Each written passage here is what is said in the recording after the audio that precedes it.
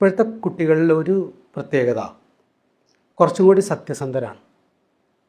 നുണ പറയുന്ന കുട്ടികൾ പഴയതിനേക്കാൾ കുറവാണ്. എന്തുകൊണ്ടാണെന്ന് വെച്ച് കഴിഞ്ഞാൽ, പണ്ട് നമുക്കൊക്കെ നുണ പറഞ്ഞ് ഇവിടെ എക്സിസ്റ്റ് ചെയ്യാൻ പറ്റും. നുണ പറഞ്ഞില്ലെങ്കിൽ അടി ഇവിടുന്ന് വരികയെന്ന് അറിയില്ല. ഇപ്പോഴത്തെ കുട്ടികൾ കൂടുതൽ സത്യം പറയുന്നവർ. അതെന്തുകൊണ്ടാണെന്ന് വെച്ച് കഴിഞ്ഞാൽ, നമ്മൾ സത്യം പറഞ്ഞാലും മാതാപിതാക്കളും അധ്യാപകരും ഉപദ്രവിക്കില്ല എന്നുള്ള വിശ്വാസമുണ്ട്. അവർ കണ്ണിൽ നോക്കി സത്യം പറയും. ഞാനൊരു ഉദാഹരണം പറയാം. ഞാനൊരു വീട്ടിൽ പോയിട്ട് ഇരിക്കുമ്പോൾ 8 മണിയായി. +2 പഠിക്കുന്ന മോളാണ്. അവൾ 8 മണിയായിട്ടും വീട്ടിൽ വരുന്നില്ല. അപ്പോൾ വളരെ സ്വാതന്ത്ര്യം കൊടുക്കുന്ന അച്ഛനും അമ്മയാണ്. അപ്പം ഇങ്ങനെ അസ്വസ്ഥമായിട്ടിരിക്കുകയാണ്. അവൾ സ്കൂളിൽ നിന്ന് ഇത്ര സമയമായി, ഒന്ന് വിളിക്കുക പോലും ചെയ്തില്ല. എന്തൊരു കഷ്ടമാണ് ഇപ്പോഴത്തെ കുട്ടികൾ. അങ്ങനെ അവളങ്ങ് വരട്ടെ, ഞാൻ വെച്ചിട്ടുണ്ട്. ഇങ്ങനെ സ്വാതന്ത്ര്യം കൊടുക്കാൻ അതിലിങ്ങനെ പറഞ്ഞിരിക്കുകയാണ്.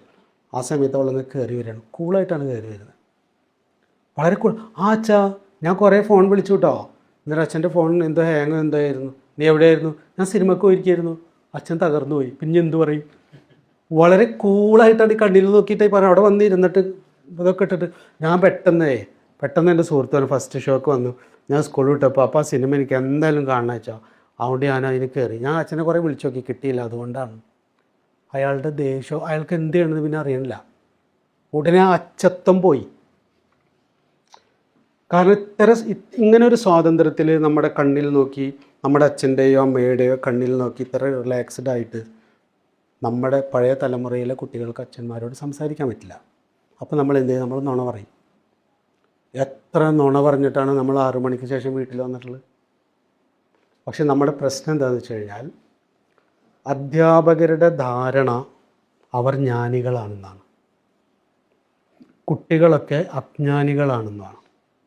അജ്ഞാനികളായിട്ടുള്ള ആളുകൾ ജ്ഞാനികളായിട്ടുള്ള ആളുകളുടെ മുമ്പിൽ ഓച്ചാനിച്ച് നിൽക്കണം. ഇതേപോലെ തന്നെയാണ് പ്രായം കൂടി വരുന്നതിനനുസരിച്ച് നമ്മൾ വ്യക്തിത്വമുള്ളവരായി മാറുമെന്ന തെറ്റിദ്ധാരണ നമുക്കുണ്ട്. പ്രായം കുറഞ്ഞവർ നമ്മളെക്കാൾ കുറഞ്ഞവരുമാണ്. അതുകൊണ്ട് പ്രായം കൂടിയവരെ പ്രായം കുറഞ്ഞവർ അനുസരിക്കണം. പണ്ട് പ്രായം കൂടിയ ആളുകളെ നമ്മൾ റെസ്പെക്റ്റ് ചെയ്തിരുന്നത് എന്തുകൊണ്ടാണെന്നറിയോ? ഒറ്റ കാരണം കൊണ്ടാണ്. വരമൊഴി ഉണ്ടാകുന്നതിന് മുൻപ് വായ്മൊഴിയായിട്ട് അറിവ് കൈമാറി വന്നിരുന്ന കാലത്ത് അറിവ് കൂടുതലും ഏറ്റവും പ്രായമുള്ള ആളുകളിലായിരുന്നു. ആ അറിവിനെയാണ് നമ്മൾ റെസ്പെക്റ്റ് ചെയ്തിരുന്നത്. നമ്മൾ വിചാരിച്ചിരുന്നത് പ്രായത്തെ, ഇത്രയും പ്രായമായ ആൾ എന്തിനു ബഹുമാനിക്കണം? ഇപ്പം നോക്കൂ, ഞാൻ എൻ്റെ ഈ മൊബൈൽ ഹാങ് ആയിക്കഴിഞ്ഞാൽ ഞാൻ 20 വയസ്സിന് താഴെയുള്ള കുട്ടിയോടായിരിക്കും ഇത് ശരിയാക്കാൻ പറയുക. കാരണം അവർക്കാണ് ഇതിനെക്കുറിച്ച് ധാരണയുള്ളത്. ഈ മൊബൈലിലുള്ള ഫീച്ചേഴ്സ് എനിക്ക് തോന്നുന്നു 10-40 ഫീച്ചേഴ്സ് ഉണ്ട്. അതിലൊരു 6 എണ്ണത്തിൽ കൂടുതൽ എനിക്കറിയില്ല, ഉപയോഗിക്കാൻ അറിയില്ല. അവർക്കത് മുഴുവൻ അറിയാം. ഈ സിസ്റ്റത്തെക്കുറിച്ച് കംപ്ലീറ്റ് ധാരണയുള്ളത് ഇപ്പോൾ 20 വയസ്സിന് താഴെയുള്ള കുട്ടികൾക്കാണ്. ഇങ്ങനെ നമ്മളിങ്ങ് എടുത്തു കഴിഞ്ഞാൽ എന്നിട്ട് ഞാൻ പറയണ എന്നെ നീ ബഹുമാനിക്കണമെന്ന്. അവർക്ക് മനസ്സിലാവണില്ല. എന്തിനാണ് ഞാൻ ഇയാളെ ബഹുമാനിക്കേണ്ടതെന്ന് മനസ്സിലാവണില്ല. സിസ്റ്റത്തിന് മനസ്സിലാവണില്ല. ബഹുമാനിക്കേണ്ടതിന് അവർ ബഹുമാനിക്കാൻ തയ്യാറാണ്. നമ്മൾ കുട്ടികളെ റെസ്പെക്റ്റ് ചെയ്ത് നോക്കൂ. ഞാൻ ഏറ്റവും കൂടുതൽ സ്കൂളുകളിൽ ക്ലാസ് എടുക്കാൻ പോകുന്ന ആളാണ്, ടീച്ചേഴ്സിന്. ഒരു ടീച്ചേഴ്സിൻ്റെ പേരൻസിൻ്റെ മീറ്റിൽ കുട്ടികളും ഇരിപ്പുണ്ട്. അപ്പം ഇങ്ങനെ കുട്ടികൾ പേരൻസിനോട് ഞാൻ ഇങ്ങനെ സംസാരിച്ച് കഴിഞ്ഞിട്ട് ടീച്ചേഴ്സ് ഇങ്ങനെ വന്ന് കുട്ടികളെക്കുറിച്ച് ഇങ്ങനെ പലതും പറയുമ്പോൾ ഞാൻ ഓക്കെ, ഇനി ഇവിടെ ഇരിക്കുന്ന ഇവിടെ കുറച്ച് കുട്ടികളുണ്ട്. ഈ കുട്ടികൾക്ക് ടീച്ചർമാരെ കുറിച്ച് എന്തെങ്കിലും പറയാനുണ്ടോ എന്ന് ചോദിച്ചു. അവർ പെൺകുട്ടി എണീറ്റ് എന്നിട്ട് പറഞ്ഞു, എന്നോട് ക്ഷമിക്കണം, ഇത്രയും നേരം ഇവിടുത്തെ കുട്ടികളുടെ പ്രശ്നങ്ങളെക്കുറിച്ച്, അവരുടെ കുരുത്തക്കേടുകളെക്കുറിച്ച്, അനുസരണയില്ലായ്മയെക്കുറിച്ചാണ് ഇവിടുത്തെ ടീച്ചേഴ്സൊക്കെ സാറിനോട് സംസാരിച്ചത്. പക്ഷേ ഇനിയിപ്പോൾ ടീച്ചർമാർ എന്നെ എന്ത് വിചാരിച്ചാലും കുഴപ്പമില്ല. എനിക്കൊരു കാര്യം പറയാനുണ്ട്. എനിക്കൊരു ഫ്രണ്ടുണ്ട് എൻ്റെ ക്ലാസ്സിൽ, ആൺകുട്ടിയാണ്. ഞാനും അവനും കൂടി സ്റ്റാഫ് റൂമിൻ്റെ മുൻപിലുള്ളൊരു മരച്ചോട്ടിലിരുന്ന് ഉറക്കെ പൊട്ടിച്ചിരിച്ച് സംസാരിച്ചു. ഞങ്ങളവിടെ ഇരുന്നാണ് സംസാരിച്ചത്. സ്റ്റാഫ് റൂമിൻ്റെ മുൻപിലുള്ള മരച്ചോട്ടിലിരുന്ന് ഞങ്ങൾ പൊട്ടിച്ചിരിച്ച് ഉറക്കെ സംസാരിച്ചപ്പോൾ ഈ സംസാരിച്ചത് ടീച്ചർ ഇറങ്ങി വന്നിട്ട് എന്തൊക്കെയാണ് പറഞ്ഞതെന്ന് അറിയോ? ഇതൊക്കെ തെരുവാണ്, നിങ്ങൾക്ക് അശ്ലീലം കാണിക്കണം എന്നൊക്കെ പറഞ്ഞിട്ട് അങ്ങ് പൊട്ടിത്തെറി. ഞങ്ങൾ പരസ്യമായിട്ടുള്ളൊരു സ്ഥലത്ത് ഒരു മരത്തിൻ്റെ ചോട്ടിലിരുന്ന് പൊട്ടിച്ചിരികളെ എന്താണ് ടീച്ചർമാർക്ക് സഹിക്കാൻ പറ്റാത്തത്? ആൺകുട്ടികളും പെൺകുട്ടികളും സ്വതന്ത്രമായിട്ട് ഇടപഴകുന്നത് എന്താണ് സഹിക്കാൻ പറ്റാത്ത ഒറ്റ കാരണം കൊണ്ടാണ് നമുക്ക് ശീലമില്ല. പണ്ട് മുതിർന്നവരായിരുന്നു ഒരു വീടിൻ്റെ കേന്ദ്രമെങ്കിൽ അപ്പം അത് നേരെ ഇങ്ങറ്റത്തേക്ക് വന്നിട്ട് കുഞ്ഞുങ്ങൾ വീടിൻ്റെ കേന്ദ്രമായി. വീട്ടിലൊരു കുഞ്ഞ് ജനിച്ചാൽ ആ കുഞ്ഞിന് വേണ്ടി എല്ലാവരും ജീവിക്കുന്ന പോലെ. മുമ്പ് വീട്ടിലൊരു മുതിർന്ന ആളുണ്ടെങ്കിൽ അയാൾക്ക് വേണ്ടി എല്ലാവരും ജീവിക്കുന്ന പോലെയാണ്. അയാളുടെ മൂഡാണ് കേന്ദ്രം. ഇന്ന് കുട്ടിയുടെ മൂഡാണ് കേന്ദ്രം. ഇനി ഇത് ഇവോൾവ് ചെയ്ത് വരണം, സമയമെടുക്കും. രണ്ടുപേരും ഒന്നിച്ച് വളരുക എന്ന് പറയുന്ന ഒന്നിലേക്ക് എത്തേണ്ടതുണ്ട്. അതിന് അടുത്തൊരു സ്റ്റെപ്പാണ്. ടീനേജിലേക്ക് കടക്കുന്ന കുട്ടികൾക്ക് അച്ഛനമ്മമാരോടുണ്ടാകുന്ന അകാരണമായ ഇറിറ്റേഷൻ, ഫ്രസ്ട്രേഷൻ പ്രതികരിക്കാൻ തുടങ്ങിയപ്പോൾ അത് അച്ഛനമ്മമാർക്ക് അങ്ങ് എടുക്കാൻ പറ്റുന്നില്ല. ഇപ്പം നമ്മൾ കുഞ്ഞുങ്ങൾക്ക് പ്രാധാന്യം കൊടുത്ത് സ്പേസ് കൊടുത്ത് വളർത്തുന്ന വീടുകളിൽ കുട്ടികളുടെ ഫ്രസ്ട്രേഷൻ കൂടുതൽ അനുഭവിക്കേണ്ടി വരും. ഈ ടീനേജിൻ്റെ ഒരു ലക്ഷണമുണ്ട്. ടീനേജ് എന്ന് പറയുന്നത്, അതായത് ടീനേജ് എന്ന് പറഞ്ഞാൽ ശരീരത്തിൽ അണ്ഡവും ബീജവും രൂപപ്പെടുന്ന കാലം. അണ്ഡവും ബീജവും രൂപപ്പെടുമ്പോൾ ആ ജീവൻ്റെ ആദ്യത്തെ ശ്രമം അച്ഛനിൽ നിന്നും അമ്മയിൽ നിന്നും സ്വതന്ത്രരാവുക എന്നുള്ളതാണ് ജീവൻ്റെ. കാരണം അവർക്ക് ഇണയെ കണ്ടെത്തി ആ തലമുറയെ മുമ്പോട്ട് കൊണ്ടുപോകണമെങ്കിൽ ആദ്യത്തെ സ്റ്റെപ്പ് ഫ്രീഡം ഫ്രം പാരൻസ്. അതിനു വേണ്ടിയിട്ടുള്ള കൈകാലിട്ട് അവരെന്നെ അറിയുന്നില്ല. എന്തിനാണ് ഞാനിങ്ങനെ അച്ഛനോട് പൊട്ടിത്തെറിച്ചത്, എന്തിനാണ് അമ്മയോട് പൊട്ടിത്തെറിച്ചതെന്ന് അവർക്കറിയില്ല. പക്ഷെ അങ്ങനെ പൊട്ടിത്തെറിക്കാവുന്ന സ്വതന്ത്രമായൊരു അന്തരീക്ഷം ഇന്നാണ് ഉണ്ടായത്. പണ്ട് പൊട്ടിത്തെറിക്കൽ പോയിട്ട് മുഖം വാടിയാൽ തന്നെ എവിടുന്ന് അടിയിട്ടാന്ന് അറിയില്ല. ഇപ്പം നമുക്ക് സ്വതന്ത്രമായൊരു സ്പേസ് ഉണ്ടാകുമ്പോൾ സ്വതന്ത്രമായി എക്സ്പ്രസ് ചെയ്യുന്നതും കൂടും. അവരവരെ പ്രകടിപ്പിക്കും. പണ്ട് നമ്മൾ നോക്കൂ, എത്രയോ പേര് ഗുഹ്യരോഗം വന്ന് പണ്ട് മരിച്ചിട്ടുണ്ട് ഡോക്ടറെ കാണിക്കാതെ. ബ്രസ്റ്റ് ക്യാൻസർ വന്നിട്ട് എത്ര സ്ത്രീകൾ മരിച്ചിട്ടുണ്ടെന്ന് അറിയോ? ഡോക്ടർക്ക് അത് കാണിക്കില്ല. അപ്പം അവിടെ മുള്ളതാർക്കും പറയില്ല. മനോരോഗം, മാനസികമായ അസ്വസ്ഥത ഉണ്ടായി. ഇന്നിപ്പോൾ മനോരോഗ ചികിത്സ കൂടിയത് ആധുനിക കാലത്ത് മനസ്സിന് അസ്വസ്ഥത ഉള്ളവർ കൂടിയത് കൊണ്ടല്ല. പണ്ട് മനസ്സിൻ്റെ അസ്വസ്ഥത മറച്ചു വെച്ചതുകൊണ്ടും ഇന്നത് പുറത്ത് കാണിക്കാൻ തുടങ്ങിയത് കൊണ്ടാണ്. ഇപ്പോൾ ഞാനൊരു സൈക്കോളജിസ്റ്റിനെ കണ്ടുവരികയാണെന്ന് പറയാൻ മടിയില്ല. എനിക്കൊരു കൗൺസിലിംഗ് അത്യാവശ്യമാണെന്ന് പറയാൻ മടിയില്ല. പണ്ട് സൈക്കോളജിസ്റ്റിൻ്റെ അടുത്ത് പോകുന്ന ആളെ നമ്മൾ ഭ്രാന്തനെ വിളിക്കുക. അതും ഒളിഞ്ഞു പോകണം, ആരില്ലാതെ. നാണക്കേടാ. ആദ്യത് ശരീരത്തിൽ ഗുഹ്യ രോഗങ്ങൾ വന്നാൽ ഡോക്ടറെ കാണിക്കാതിരിക്കുന്നത് പോലെയായിരുന്നു. മനസ്സിന് രോഗങ്ങൾ വന്നാൽ ഇന്ന് നമ്മളെല്ലാം മനസ്സിലാക്കാൻ തുടങ്ങി. ഇപ്പോൾ വീട്ടിൽ ഒരു കുഞ്ഞ് കേന്ദ്രമായി ജീവിക്കുന്ന ഭവനങ്ങളുണ്ടായപ്പോൾ, അല്ലെങ്കിൽ കുഞ്ഞുങ്ങൾക്ക് പ്രാധാന്യം കൊടുക്കുന്ന, അവരുടെ വ്യക്തിത്വത്തെ റെസ്പെക്റ്റ് ചെയ്യുന്ന കുടുംബം ഉണ്ടായപ്പോൾ കുട്ടികൾ നല്ലവരായിട്ടല്ല നമ്മൾ കൂടുതൽ അനുഭവിക്കുക, അവരെ അവരവരായിട്ട് നമ്മൾ അനുഭവിക്കേണ്ടി വരും. അവരെന്താണോ അത് അവർ എക്സ്പ്രസ് ചെയ്യാൻ തുടങ്ങി. അതിൽ ടീനേജിലേക്ക് കടക്കുമ്പോൾ ആദ്യം എക്സ്പ്രസ് ചെയ്യപ്പെടുന്നത് അച്ഛനമ്മമാരിൽ നിന്നുള്ള വിടുതലിന് വേണ്ടി നടത്തുന്ന സമരമായിരിക്കും. അത് അവർ പോലും അറിയണില്ല കേട്ടോ. അത് ആൺകുട്ടികൾക്ക് അച്ഛനോടും പെൺകുട്ടികൾക്ക് അമ്മയോടാണ് ഉണ്ടാവുക. ആൺകുട്ടികൾക്ക് ഒരു കാര്യമില്ലാതെ വെറുപ്പ് വരെ അച്ഛനോടായിരിക്കും. തന്നെ അവിടെ പിടിച്ചു വെച്ചിട്ടുള്ളത് ഈ പുള്ളിയാണെന്ന് അവൻ വിചാരിക്കുന്നത്, ഇണയെ കിട്ടുന്നതിൽ നിന്ന് തടഞ്ഞിട്ട്. പെൺകുട്ടി വിചാരിക്കുന്നത് അമ്മയാണെന്നാണ്. ഇത് ഉള്ളിൽ നടക്കുന്ന ഒരു പ്രോസസ്സ്. ഇത് ആധുനികമായ നമ്മുടെ നാട്ടിൽ ഇപ്പോൾ അത് കൂടുതലായി. ഇപ്പോൾ കൗമാരത്തിലേക്ക് പ്രവേശിക്കുന്ന കുട്ടികൾ അച്ഛനമ്മമാരോട് അസ്വസ്ഥമായി പെരുമാറുന്നതിൻ്റെ പിന്നിലെ ഈ ഒരു ശരീരശാസ്ത്രം നമ്മൾ മനസ്സിലാക്കിയാൽ നമുക്ക് കുട്ടികളോട് കമ്പാഷൻ ഉണ്ടാവുക, സങ്കടം ഉണ്ടാവില്ല. നമുക്ക് കാരണം പിടികിട്ടും. അതാണ് നേരത്തെ പറഞ്ഞതുപോലെ സൗഹൃദത്തിലൂടെയും അനുനയത്തിലൂടെയും മാത്രമേ ഇനി അത്ര നല്ല സുഖകരമായ റിലേഷൻഷിപ്പുകൾ ഉണ്ടാവില്ല. ഇപ്പോൾ ഖലീൽ ജിബ്രാൻ്റെ ഒരു മനോഹരമായ വാക്കുണ്ട്, സ്വതന്ത്രരായ രണ്ട് വ്യക്തികൾക്ക് ഒന്നിച്ച് നൃത്തം ചെയ്ത് അധിക ദൂരം തെരുവിലൂടെ നടക്കാനാവില്ല. അധിക ദൂരം തെരുവിലൂടെ ഒന്നിച്ച് നടക്കണമെങ്കിൽ ഒരാൾ സ്വതന്ത്രനും മറ്റൊരാൾ അയാളുടെ അടിമയായിരിക്കണം. കാരണം കുറച്ച് കഴിയുമ്പോൾ അവരവർക്ക് അവരുടെ അഭിപ്രായം ഉണ്ടാവും. ഒരാൾ ചിലപ്പോൾ ഡാൻസ് നിർത്തും, ഒരാൾ എനിക്ക് മതിയായി എന്ന് പറഞ്ഞ് പോകും. അപ്പോൾ സ്വതന്ത്രമായ അഭിപ്രായങ്ങൾ വീടുകളിൽ ഉണ്ടായി. അതിന് ജനിതകപരമായ കാരണങ്ങളുണ്ട്. ശരിക്കും നമ്മൾ ഈ ജെനറ്റിക്സും ഇപ്പോൾ ലൈംഗിക വിദ്യാഭ്യാസം എന്ന് പറഞ്ഞാൽ ഇപ്പോഴും ആളുകൾ, നമ്മുടെ സ്കൂളുകളിലൊക്കെ കുട്ടികൾക്ക് ലൈംഗിക വിദ്യാഭ്യാസം കൊടുക്കണം എന്ന് പറഞ്ഞപ്പോൾ അതൊക്കെ കുട്ടികൾ തന്നെ ഇപ്പം തന്നെ മറ്റേ യൂട്യൂബിൽ കാണുന്നുണ്ട്. അപ്പോൾ ആളുകളുടെ വിചാരം ലൈംഗിക വിദ്യാഭ്യാസം പറഞ്ഞാൽ ഇൻ്റർകോഴ്സ് പഠിപ്പിക്കുന്ന വിദ്യാഭ്യാസമാണ്.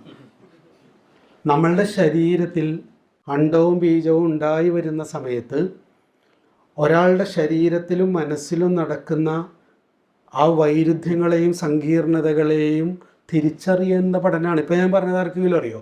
നമുക്കൊക്കെ വിദ്യാഭ്യാസം ഉള്ളവരല്ലേ. എന്തുകൊണ്ടാണ് ഒരു അച്ഛനോട് കൗമാരക്കാരനായ മകന് അകാരണമായ ദേഷ്യം തോന്നുന്നതെന്ന് വെച്ച് കഴിഞ്ഞാൽ എന്താണെന്ന് വെച്ചാൽ നമുക്കറിയില്ല.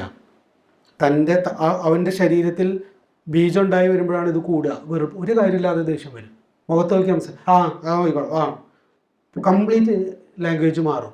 പല അച്ഛന്മാരും എന്ത് സ്നേഹത്തിൽ എന്നോട് സംസാരിച്ചിരുന്ന അവൻ ഇപ്പം നിസ്സാര കാര്യത്തിനാണ് എന്നോട് പൊട്ടിത്തെറിക്കുന്നത്. അവൻ പൊട്ടിത്തെറിക്കുന്നതല്ല, അവനിലൂടെ വരുന്നതാണ്. അവൻ അച്ഛനിൽ നിന്നും സ്വതന്ത്രനായി അവൻ്റെ ഇണയിൽ ഒരു കുഞ്ഞിനെ ഉണ്ടാക്കാൻ വേണ്ടി നടത്തുന്ന ശ്രമമാണത്.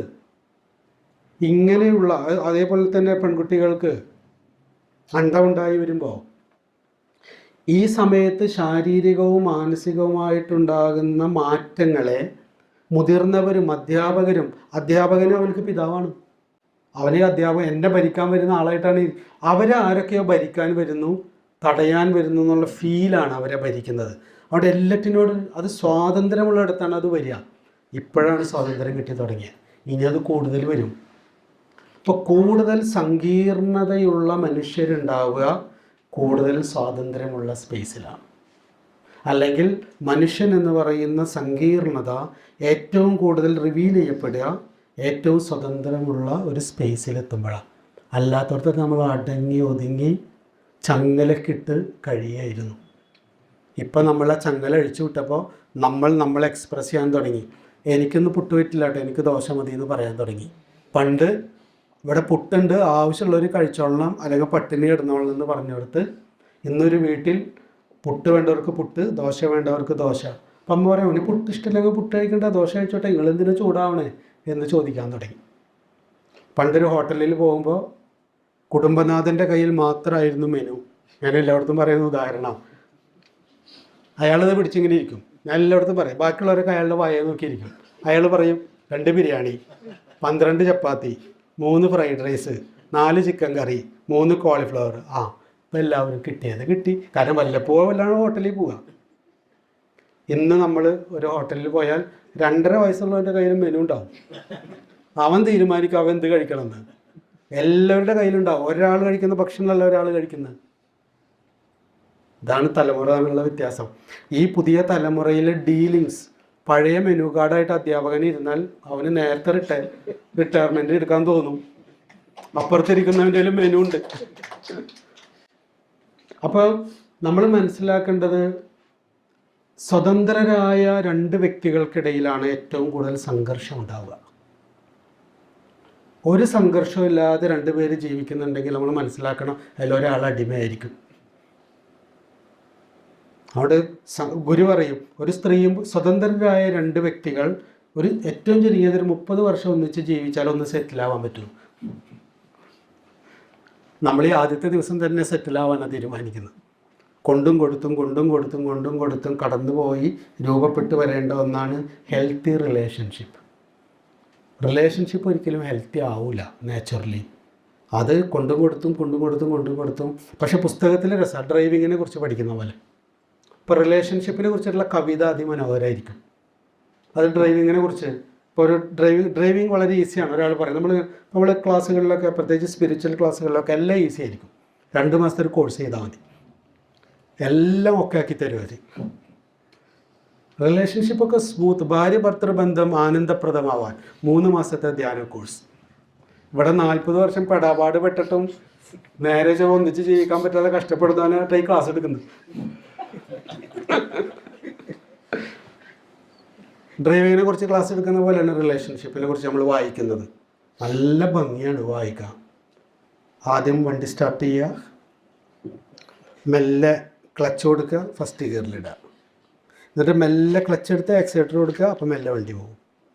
പിന്നെ കുറച്ചങ്ങ് ദൂരം ആകുമ്പോൾ സെക്കൻഡ് ഗിയറിലിടുക, പിന്നെ അതേപോലെ പിന്നെ അങ്ങ് ഫോർത്തിലിടുക, പിന്നെ ചുമ്മാ അങ്ങ് പോവുക. ഇത്രയേ ഉള്ളൂ ഡ്രൈവ്, ഇത്രയേ ഉള്ളൂ. അവനൊന്ന് ആ സീറ്റിൽ കയറി ഇരിക്കട്ടെ. സ്റ്റാർട്ട് ചെയ്ത് കുഴപ്പമുണ്ടാവില്ല. ക്ലച്ച് ചവിട്ടി ഫസ്റ്റ് ഗിയറിൽ ഇട്ടത് ഓർമ്മയുള്ളൂ, വണ്ടി ഒറ്റ തെറിക്കലാണ്. ഇതുപോലെയാണ് റിലേഷൻഷിപ്പ് തുടങ്ങിയാൽ. ആദ്യം തീരുമാനിക്കുക എന്താ, നമ്മൾ ജന്മത്തിൽ ഡ്രൈവിംഗ് എന്നെ കൊണ്ട് പറ്റൂല, ഈ ജന്മത്തിൽ ഞാൻ ഡ്രൈവിംഗ് പഠിക്കുന്നു എന്ന് തോന്നുന്നില്ല എന്ന് എല്ലാവരും പറയും. ഇങ്ങനെയാണ് നമ്മൾ പറയുക, ഇയാളായിട്ടുള്ള ജീവിതം എനിക്ക് സാധ്യമല്ല, ഈ കുട്ടിയായിട്ട്, ഈ സ്ത്രീയായിട്ട്, ഈ പുരുഷനായിട്ട് എനിക്ക് നടക്കുന്നു തോന്നുന്നു. അപ്പോൾ അപ്പുറത്തിരിക്കുന്ന ആൾ പറയും, സാരില്ല, നിങ്ങളൊന്നുകൂടി നല്ല പഠിക്കാം. എത്ര എത്ര എത്ര വീഴ്ചകളിലൂടെ, പ്രാക്ടീസിലൂടെയാണ് നമ്മൾ ഒരുവിധം സ്മൂത്തായിട്ട് ഡ്രൈവിംഗ് പഠിക്കുന്നത്. എനി റിലേഷൻഷിപ്പ്, അത് നമ്മളെ മക്കളായിട്ടുള്ളതായാലും, ഭാര്യയായിട്ടായാലും, ഭർത്താവായിട്ടായാലും, കാമുകനായിട്ടായാലും, സുഹൃത്തായിട്ടും, അത് ഡ്രൈവ് ചെയ്ത് പഠിക്കേണ്ടതാണ്. ആ പ്രോസസ്സിന് നമ്മൾ അനുവദിക്കും. നമ്മൾ ഒരുമിച്ച് ജീവിക്കാൻ തുടങ്ങുമ്പോൾ തന്നെ തീരുമാനിക്കണം നമ്മൾ നാളെ മുതൽ. കാരണം പ്രിയദർശൻ്റെ സിനിമയല്ല റിലേഷൻഷിപ്പ്. പ്രിയദർശൻ്റെ സിനിമയിലല്ല അവസാനം മോഹൻലാലും രേവതിയും മുകേഷും പപ്പൊക്കെ ഒറ്റ ചാട്ടാണ് ശുഭം. അപ്പോൾ എല്ലാം ഓക്കെ ആയി, കോംപ്ലിമെൻസ് ആയി. നമ്മൾ മറ്റുള്ള ഭാഷയിൽ പറഞ്ഞു, ഹെൽത്തി ആയിട്ടുള്ള രണ്ട് വ്യക്തികൾ തമ്മിൽ ഒന്നിച്ച് ജീവിക്കുന്നുണ്ടെങ്കിൽ കൂടുതലും സംഘർഷമായിരിക്കും. അങ്ങനെ സംഘർഷങ്ങൾ ഉണ്ടാകുമ്പോൾ അതിനെ ഹാൻഡിൽ ചെയ്യുക മാനേജീരിയൽ സയൻസാണ്. റിലേഷൻഷിപ്പിനെ ഹാൻഡിൽ ചെയ്യേണ്ട മാനേജീരിയൽ സയൻസാണ് വ്യക്തിത്വമുള്ള മനുഷ്യരുണ്ടാക്കിയെടുക്കേണ്ടത്. ചില സമയത്ത് മിണ്ടാതിരിക്കണം, ചില സമയത്ത് അപ്പുറത്തിരിക്കുന്നവർക്ക് തെറ്റ് പറ്റിയാലും ഓക്കെ എന്ന് പറയാൻ പറ്റണം. അല്ലാതെ എനിക്ക് തോന്നിയത് ഞാൻ പറഞ്ഞിരിക്കും. ഒരിക്കലും ഒരാളുടെ കൂടി സ്മൂത്തായിട്ട് ജീവിക്കാൻ പറ്റില്ല, വിരസമായിരിക്കും ജീവിതം. കാരണം മനുഷ്യനെന്ന് പറയുന്ന ജീവി ഡിപ്പെൻഡൻ്റായ ജീവിയുമല്ല, ഇൻഡിപെൻഡൻ്റായ ജീവിയുമല്ല, ഇൻ്റർഡിപെൻഡൻ്റായ ജീവിയാണ്. പരസ്പരം ആശ്രയിച്ച് തന്നെ ജീവിക്കാനേ പറ്റൂ. നമുക്ക് ചിന്തയിൽ മാത്രമേ നമുക്ക് സ്വതന്ത്രരായിട്ടിരിക്കാൻ പറ്റൂ. ജീവിതത്തിൽ നമ്മൾ പരതന്ത്രര. ആരെങ്കിലുമൊക്കെ വേണം നമുക്ക്. ഒരു പട്ടിയെങ്കിലും ഒരു പൂച്ചയെങ്കിലും വേണം, ഒരു മനുഷ്യനെങ്കിലും വേണം. ഞാൻ ഈ ഒറ്റയ്ക്ക് ജീവിക്കുന്ന ഒരുപാട് മനുഷ്യരെ അനുഭവിച്ചിട്ടുള്ള ആളാണ്. അവരുടെ യൗവനം എല്ലാവരും അവരുടെ ചുറ്റും ഇരുന്നിട്ട് അവരെ കേട്ടുകൊണ്ടിരുന്നിട്ടുള്ളവരാണ്. അവരൊരു 60 വയസ്സ് കഴിയുമ്പോൾ അവർക്ക് അസുഖങ്ങൾ വരാൻ തുടങ്ങുമ്പോൾ, ക്ഷീണം വരാൻ തുടങ്ങുമ്പോൾ, അപ്പുറത്ത് അവർക്ക് അവരുടെ ജ്ഞാനമല്ല, അവരുടെ മടിയിലൊന്ന് കിടക്കാൻ, ഒന്ന് വിധേയപ്പെടാൻ ഒരാളപ്പുറത്തില്ലെങ്കിൽ വിരസവും നരകതുല്യവുമായിട്ടുള്ള ഒരുപാട് മനുഷ്യരെ ഞാൻ അനുഭവിച്ചിട്ടുണ്ട്. ഞാൻ അങ്ങനെയായിരുന്നു ഒരു കാലത്ത്. ഒറ്റയ്ക്ക് ഒരാൾ വിരസനായിരിക്കും. സമാധാനം നമുക്ക് മറ്റുള്ളവരായിട്ട് ഇടപഴകി കിട്ടേണ്ട ഒന്നാണ്. ഞാൻ ഇന്നലെ നമ്മുടെ സുഹൃത്തിനോടൊരു ഉദാഹരണം പറയായിരുന്നു. ഇവിടെ 2 കസേര വെച്ചു, ക്ലീനായിട്ടുള്ള മുറിയിൽ. ഒരു കസേര, 2 കസേര നമ്മളൊരു 25 വർഷം മുമ്പ് വാങ്ങിച്ച 2 കസേര ഇവിടെ ഇരിക്കുന്നുണ്ടെന്ന് കരുതാം. ഒരു കസേരയിൽ ദിവസം ആൾ വന്നിരിക്കുന്നു, 2 കസേരയും നമ്മൾ തുടച്ച് വെക്കുന്നുണ്ട്. 25 വർഷം ഒരു കസേരയിൽ സ്ഥിരം ആൾ വന്നിരിക്കുകയാണ്. ഒരു കസേരയിൽ 25 വർഷമായിട്ട് നമ്മൾ ഒരാൾ ഇരുത്തിയിട്ടില്ല, വെറുതെ ക്ലീനാക്കി വെച്ചിട്ടേ ഉള്ളൂ. ഒരാൾ വന്നു കഴിഞ്ഞാൽ അയാൾക്ക് കസേരയിൽ ലൈഫ് ഫീൽ ചെയ്യുക, സ്ഥിരം ഇരുന്ന് പോയ കസേര അതിമല്ലേ നമ്മൾ പോയി തൊടുക. ഒരാളും ഇരിക്കാതെ നീറ്റായിരിക്കുന്ന കസേര നമുക്ക് ഡെഡായിട്ട് ഫീൽ ചെയ്യും. അതിൻ്റെ അടുത്ത് മണത്ത് നോക്കിയാൽ പോലും അതിൻ്റെ ഒരു സുഖമില്ലാത്ത മണമായിരിക്കും ആ മരത്തിനുണ്ടാവുക.